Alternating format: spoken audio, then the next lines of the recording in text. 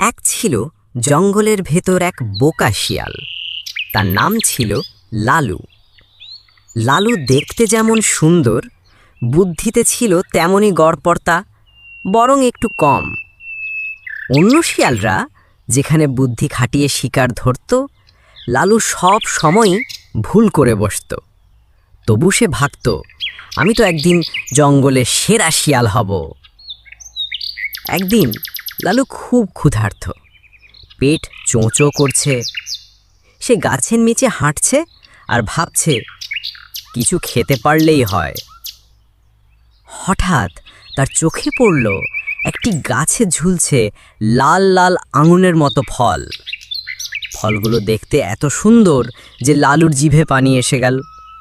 সে লাফিয়ে লাফিয়ে ফল তুলতে গেল, কিন্তু গাছটা খুব উঁচু। লালু অনেকবার লাফ দিল, কিন্তু একটিও ফল ধরতে পারল না। অনেকক্ষণ চেষ্টা করে ক্লান্ত হয়ে সে হাঁপাতে হাঁপাতে বলল, এই ফলগুলো তো টক, আমি এসব খাবো না। কিন্তু মনে মনে সে ভাবল, আহা, যদি কোনো উপায় থাকতো। ঠিক তখনই পাশ দিয়ে যাচ্ছিল এক বুদ্ধিমান বাঁদর। বাঁদর হেসে বলল, কি হলো লালু, ফল খেতে পারছো না?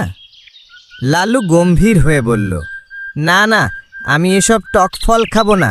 বাদুড় হেসে গাছে উঠল আর কয়েকটা ফল ছিঁড়ে খেতে শুরু করল। লালু সেটা দেখে লজ্জা পেয়ে অন্যদিকে চলে গেল। কিছু দূর গিয়ে সে দেখল নদীর ধারে এক কৃষক গরু চড়াচ্ছে। কৃষকের হাতে একটা হাঁড়ি ভর্তি দুধ।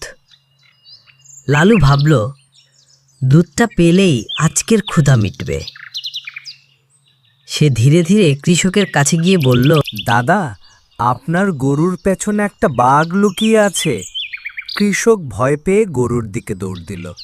সুযোগ বুঝে লালু হাঁড়ি মুখে নিয়ে দৌড় শুরু করলো, কিন্তু হাঁড়িটা ছিল বড়, আর লালুর মাথায় ছিল না যে হাঁড়ি নিয়ে দৌড়ানো কঠিন হবে। সে যতই দৌড়ায় হাঁড়ি ততই হাতছাড়া হওয়ার উপক্রম হয়। শেষে হাঁড়ি নদীর ধারে পড়ে গেল আর দুধ সব গড়িয়ে গেল পানিতে। লালু চুপ করে বসে পড়ল। নিজের ভুল বুঝে সে বলল, যদি আমি বুদ্ধি খাটাতাম তবে দুধটা পেতাম। এমন সময় এক কাক তার কাছে এসে বলল, শোনো লালু, বুদ্ধি ছড়া লোভ করলে সর্বনাশ হয়। আগে মাথা খাটাও, তারপর কাজ করো। কাকের কথা লালুর মনে গেঁথে গেল। সে ঠিক করলো, এবার থেকে আমি বুদ্ধি খাটিয়ে কাজ করব। কিন্তু লালুর বোকামি এখানেই শেষ নয়। পরের দিন সে দেখল জঙ্গলে এক শিকারী জাল পেতে হাঁস ধরছে। জালে অনেক হাঁস আটকে গেছে। লালু ভাবল, এই হাঁসগুলো পেলে পেট ভরে যাবে। সে দৌড়ে জালের কাছে গিয়ে হাঁসগুলো টানতে লাগলো।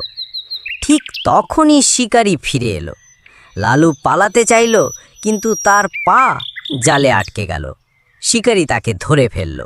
দাদা, আমাকে ছেড়ে দিন, আমি আর কখনো বোকামি করব না। শিকারী হেসে তাকে ছেড়ে দিল, কারণ তার আজ মেজাজ ভালো ছিল। সেদিন থেকে লালু বুঝল, লোভ আর বোকামি একসাথে চললে বিপদ আসবেই।